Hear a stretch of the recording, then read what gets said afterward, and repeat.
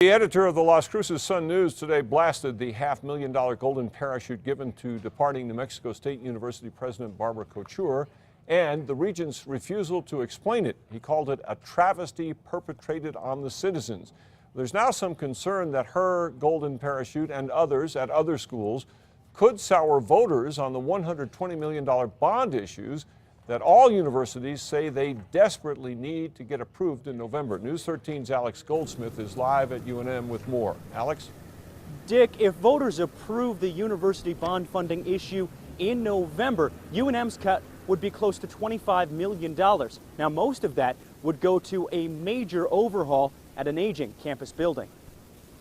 Walking into Clark Hall is like stepping back in time, but not in a good way. The 60-year-old chemistry building hasn't seen a major upgrade in decades, and it shows. I've seen the chemistry labs at Albuquerque Academy, and yeah, they're way better. A lot of our fume hoods don't work.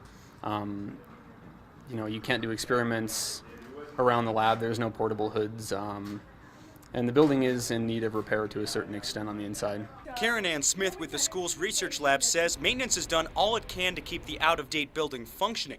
But leaking pipes and broken down equipment are just part of what's making for a bad situation for students.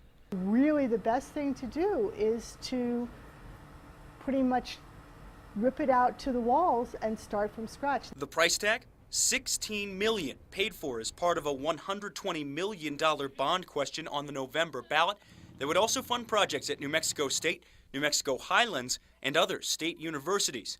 A similar question was on the ballot in 2010, but state voters turned it down by less than 2,000 votes.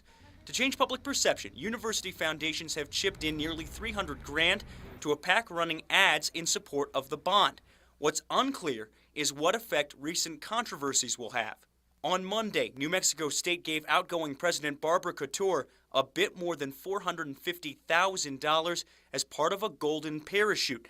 UNM had to spend $750 grand to get rid of former football coach Mike Loxley. Smith hopes voters don't punish chemistry for these problems.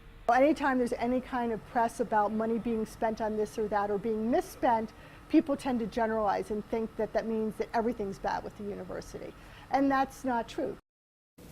Now, other projects UNM hopes to fund with the bond money would be a renovation at the biology building, as well as infrastructure upgrades at the Los Alamos, Valencia, Taos, and Gallup branch campuses. Back to you.